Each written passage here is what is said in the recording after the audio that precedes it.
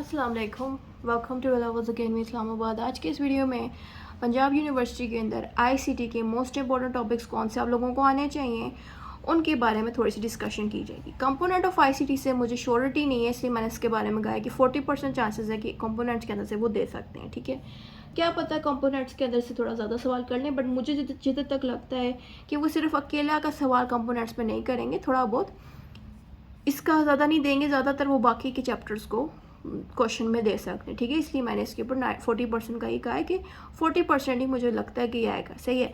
Next जो chapter है वो है tools of ICT. Tools of ICT में करना क्या है आप लोगों ने कि जितने भी टूल्स हैं जो एजुकेशन के लिए यूज़ कर रहे हैं, आप फाइनेंस और बिजनेस में जो यूज़ करते हैं, उसके अलावा डिजिटल सिटीजनशिप और बाकी यानी कि जितने भी चैप्टर्स हैं ना आईसीटी के, उन सब के लिए टूल्स जो है टूल्स ऑफ आईसीटी के चैप्टर में मौजूद है। लेकिन ज़ाहिर है ये ज़्यादा होते हैं क्वांटिटी में, तो करना क्या है आप लोगों ने कि you must have short knowledge of these tools, यानी कि आपको बस थोड़ा सा शॉर्ट नॉलेज होना चाहिए इन सारे टूल्स के बारे में। फाइनेंस एंड बिजनेस टूल के अंदर क्या चीज़ें आती हैं, जैस कैश आ जाता है, इजी पैसा जिससे आप पैसे देते हो ऑनलाइन और चीज़ें खरीदते हो ऑनलाइन घर बैठे हुए, जैसे कि मैं बहुत सी अपनी ऑनलाइन बुक्स घर ही मंगवा लेती हूँ। उसके अलावा अगर एजुकेशन टूल्स की बात की जाए तो एजुकेशन के लिए कौन से टूल्स हैं, तो इस तरह की बस जनरल चीज़ें हैं। आपको बस थोड़ा बहुत उन टूल्स का पता होना चाहिए, थोड़ी बहुत उनकी हेडिंग्स का पता होना चाहिए, तो इतना भी काफ़ी है आप लोगों को। यहाँ से ये पोर्शन कवर हो जाता है। स्टूडेंट्स क्या करते हैं, बैठ के रटते हैं। ये रटा लगाने वाला सब्जेक्ट नहीं है। ठीक है, इसमें बस जनरल चीज़ें हैं जो आप आम जिंदगी में चीज़ें यूज़ करते हो, इस्तेमाल करते हो ऑनलाइन, ये वही चीज़ें हैं। ठीक है, इतना काफ़ी है समझाने के लिए।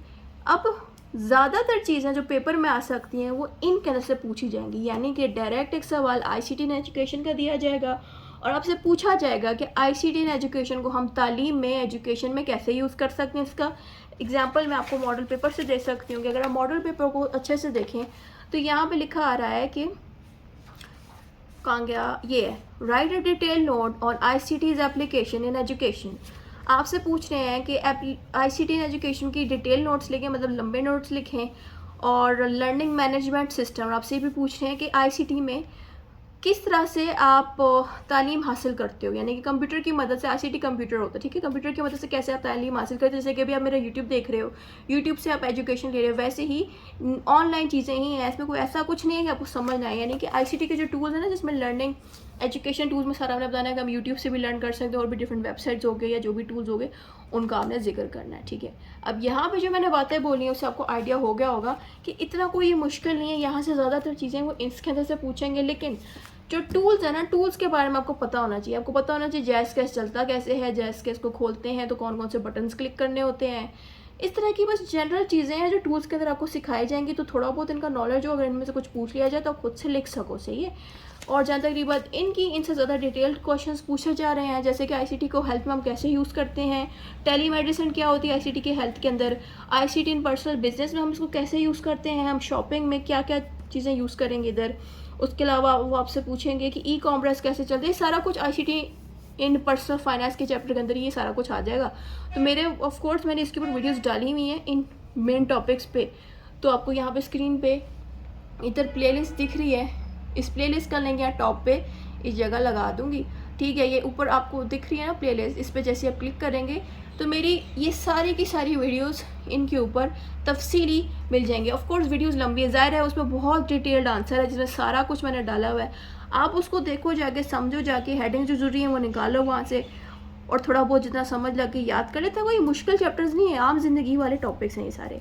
डिजिटल सिटीजनशिप क्या होती है, एथिकल कंसिडरेशन वाला चैप्टर है, तो इसके ऊपर से भी वो क्वेश्चंस दे रहे हैं एग्जाम के अंदर। ठीक है, जैसे कि एथिकल कंसिडरेशन से या डिजिटल सिटीजनशिप से इस तरह के क्वेश्चंस आ सकते हैं कि आप बताएं कि फेक न्यूज़ और इस तरह की जो इन्फॉर्मेशन है उससे बचा कैसे जाए। आईसीटी जो है वो, उसमें लोग फेक न्यूज़ अगर फैलाएं तो उससे कैसे बचा जाए। तो इस तरह की जनरल बातें लिखी हैं, वो चीज़ें मैंने इनमें से किसी एक चैप्टर में आई थिंक कवर की हुई है, इसके ऊपर वीडियो मैंने डाली हुई है। ठीक है, आप लोग जाके वो वीडियोस देख लें, उनमें जो डाटा मैंने डाला है उसको उसी तरह ही आपने एग्जाम में लिखना है। लेकिन बहुत से स्टूडेंट्स एक सवाल मुझसे अक्सर करते हैं कि मैम पेपर जो है सिर्फ 70 नंबर का है, टाइम भी थोड़ा उसमें हो सकता है। इसमें ऑफकोर्स टाइम मैंशनड नहीं है, वो तो ऑफकोर्स फाइनल पेपर जब होगा तो पता लग जाएगा टाइम का। बहरहाल 70 नंबर्स का है, 40 नंबर का एक आंसर है देना होगा 40 नंबर का। तो स्टूडेंट समझेगा कि इतना टाइम नहीं हुआ लिखने का। तो मैं स्टूडेंट्स को एक ही बात कहती हूँ कि आप लोगों पे डिपेंड करता है, जितनी हेडिंग्स आपको आ सकती है उतनी लिखाएं, जितना आपकी स्पीड राइटिंग की उतना लिखाएं।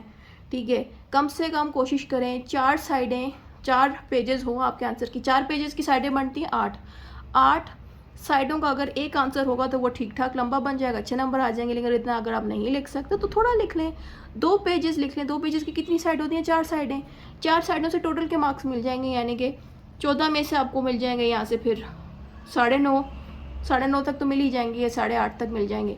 सही है, ये मैं इसलिए कह रही हूँ कि आप लोग लिखोगे कम, लेकिन अगर आप ज़्यादा लिखोगे स्पीड के अकॉर्डिंग, देखें स्टूडेंट पे डिपेंड करता है, दोबारा बता दूँ, स्टूडेंट पे डिपेंड करता है कि उसकी तैयारी कितनी है, उसकी तैयारी के अकॉर्डिंग ही वो लिख सकता है ज़्यादा।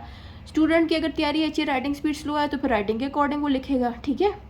तो इसीलिए ये जो आंसर्स हैं इनके ऊपर डिटेल में पूछा तो जाएगा, लेकिन आपने अपने हिसाब से टाइम को मैनेज करना है। अगर आपको कोई सीनियर ये कह रहा है कि नहीं इतने पेज लिखो ही लिखो, लेकिन अगर आपकी राइटिंग स्पीड उतनी नहीं है जितनी वो पेजेस कह रहा है, आप उस सीनियर को मत देखो, आप अपने हिसाब से लिखो, लेकिन इतना कम भी मत लिखो एक आंसर कि आपके मार्क्स कम आ जाए। देखें अगर ये आंसर 14 नंबर का तो आपको कम से कम 4 साइडों तक या 4.5 साइड या 5 साइडों पे एक आंसर को लाजमी लेके जाना है। साइड्स कह रही हूँ, ठीक है, 2 पेजेस की 4 साइडें बनती हैं। तो अगर आप इससे भी कम लिखोगे तो बहुत बुरी बात है, थोड़ा ज़्यादा लिखना चाहिए इसे। मेरे जो स्टूडेंट्स हैं वो ज़्यादा लिख रहे हैं, ठीक है, वो क्या कर रहे हैं, एक आंसर को कम से कम 4 पेजेस का लिख रहे हैं। 4 पेजेस की साइडें बनती हैं 8, यानी कि 8 साइड का ये, 8 साइड का ये, 8 साइड का ये, वो ठीक ठाक लंबा लिख रहे हैं। क्योंकि मेरे मेजॉरिटी स्टूडेंट टॉप पोजीशन के स्टूडेंट्स होते हैं, ठीक है, जिनके अच्छे नंबर आते हैं। तो आप लोगों को जो भी मेरी इस वीडियो को देख रहे हैं, मैं यही मशवरा दूंगी कि अगर आप ज़्यादा लिख पाओ तो लिख लेना, ज़्यादा नहीं ज़्यादा लिख पाए